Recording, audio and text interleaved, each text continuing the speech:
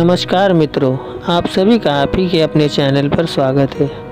अयोध्या के राजा दशरथ जी और उनकी 3 पत्नियां और उनसे होने वाले 4 पुत्र राम, लक्ष्मण, भरत और शत्रुघ्न, इनके बारे में तो सभी जानते हैं, पर राम जी की बड़ी बहन शांता के बारे में कोई नहीं जानता।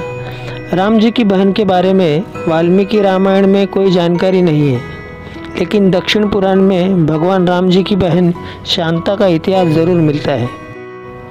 भगवान राम जी की बहन शांता का सच यह है कि शांता राम जी की बहन और माता कौशल्या जी की बेटी थी। वो बहुत ही सुंदर थी तथा हर कार्य में निपुण, शास्त्र से लेकर पाक कला तक में एकदम पारंगत थी। वही रानी कौशल्या की बहन थी जिसका नाम था वर्षिणी, जिनका विवाह अंग देश के राजा रोमपद जी के साथ हुआ था। दुर्भाग्य की बात यह है कि किन्हीं कारणों की वजह से उन्हें कोई भी संतान नहीं हो सकी। एक दिन वर्षिणी राजा रोमपद के साथ कौशल्या से मिलने आई। जब सभी एक साथ बैठकर भोजन कर रहे थे, तभी वर्षिणी ने दशरथ जी की पुत्री शांता की शालीनता और कार्यकुशलता से मोहित होकर अपनी एक इच्छा प्रकट की। वर्षिणी ने कहा, वैसे तो मेरी कोई संतान नहीं है, लेकिन अगर मेरी इच्छा है कि शांता की तरह मेरी भी एक पुत्री हो। वर्षिणी की इसी बात पर राजा दशरथ जी ने उन्हें शांता को गोद देने का वचन दे दिया। इस प्रकार राजकुमारी शांता अंग देश के राजा रोमपद जी की पुत्री बन जाती है। एक दिन राजा रोमपद किसी काम में इतना व्यस्त थे कि उन्हें चौखट पर आए ब्राह्मण की आवाज़ नहीं सुनाई दी। फलस्वरूप ब्राह्मण को खाली हाथ जाना पड़ा। देवराज इंद्र को रोमपद द्वारा किया गया ब्राह्मण का यह अपमान जरा सा भी रास नहीं आया। वह अंग देश में वर्षा न करने का निश्चय कर लेते हैं। ऐसे में बिना वर्षा के अंग देश में सूखा पड़ जाता है। इस वजह से अकाल की स्थिति पैदा हो जाती है।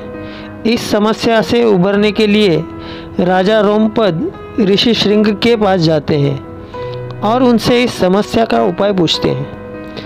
ऋषि राजा को यज्ञ कराने की सलाह देते हैं, जिससे रूठे इंद्रदेव को मनाया जा सके। राजा रोमपद ऐसा ही करते हैं और यज्ञ के बाद अंग देश में पुनः वर्षा होती है। इससे अंग देश में आई समस्या का अंत होता है। ऋषि श्रृंग से प्रसन्न होकर राजा रोमपद उनसे अपनी पुत्री शांता का विवाह करा देते हैं।